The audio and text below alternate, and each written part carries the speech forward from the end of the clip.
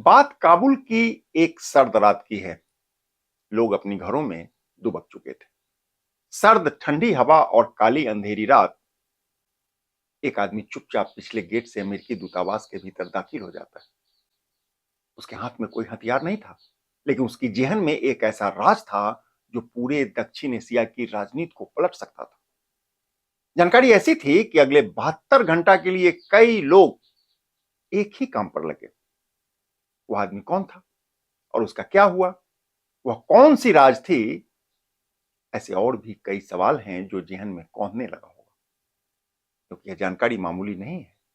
तो बने रहिए केकेएन लाइव के साथ।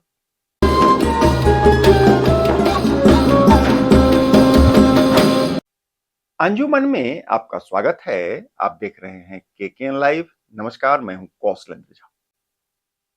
कहानी एक गुमनाम शख्सियत की है। यह जानकारी एक खुफिया मिशन पर आधारित है। यहां यह जान लेना जरूरी है कि उस शख्स का नाम इतिहास के पन्नों में कहीं भी दर्ज नहीं है। न ही किसी सरकारी दस्तावेज में उसकी कोई पहचान उपलब्ध है। अलबत्ता खुफिया फाइलों में एक कोड नेम मिलता है। कोड नेम है फाल्कन। दरअसल यह कहानी एक जासूस की है, जासूस फाल्कन की। फाल्कन कोई साधारण जासूस नहीं था। वह अफगानिस्तान की उस परत से जुड़ा था जहां से अमेरिका, पाकिस्तान और तालिबान तीनों की गुप्त साजिशें टकराती थी। उसका मिशन था एक ऐसा राज उजागर करना जो वार ऑन टेरर की पूरी कहानी को झूठा साबित करने वाला था।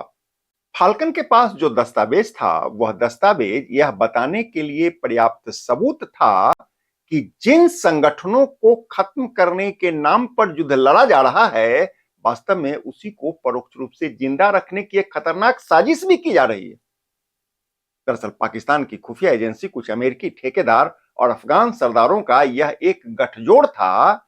एक ऐसा छुपा हुआ नेटवर्क जो युद्ध को खत्म नहीं बल्कि जारी रखना चाहता था, क्योंकि युद्ध उनके लिए सबसे बड़ा कारोबार बन चुका था।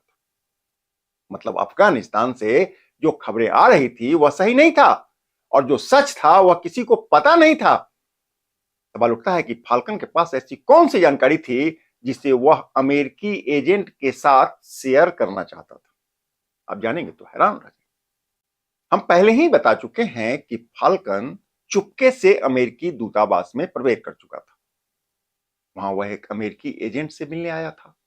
फाल्कन को लगा कि सच को सामने लाना जरूरी है, लेकिन उसे नहीं पता था कि जिस पर वह भरोसा कर रहा है, वह आदमी भी उसी खेल का मोहरा है। खैर, उस रात एक डील हुई, कागजों की अदला बदली हुई और कैमरे से दूर एक साइन किया गया समझौता हुआ। समझौता चौंकाने वाला था। दरअसल समझौते में लिखा था कि यह सच कभी भी उजागर नहीं होना चाहिए।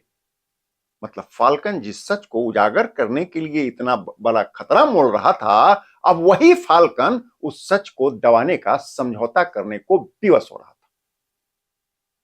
सवाल उठता है कि आखिर वह कौन सा सच था जिसे छिपाना इतना जरूरी हो गया। अब एक चौंकाने वाली जानकारी। 3 दिन बाद काबुल के बाहरी इलाके में एक लाश मिलती है।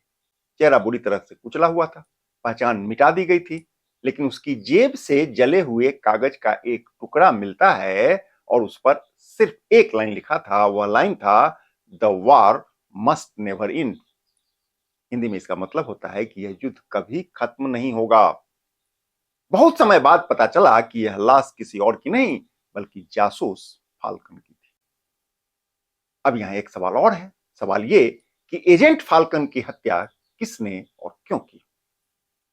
इसका ठीक ठीक जवाब तो रहस्यों के घेरे में है, लेकिन इतना तय है कि यह सिर्फ एक हत्या नहीं थी, यह एक संदेश था। संदेश ये कि जो भी इस खेल को समझ गया या समझने की कोशिश किया, वो जिंदा नहीं रहेगा। बहुत समय बाद धीरे धीरे यह बात सामने आने लगी। अफगानिस्तान की जमीन पर जो लड़ाई दिख रही थी, वह असली जंग नहीं थी। असल जंग अंदर खाने चल रही थी, और वह भी पैसा, सत्ता और नियंत्रण की जंग। अमेरिका इसका मेन खिलाड़ी था और इस काम में पाकिस्तान उसकी मदद कर रहा था। एजेंट फाल्कन इस बात से बिल्कुल अनजान था। नतीजा उसको अपनी जान देकर इसकी कीमत चुकानी पड़ी।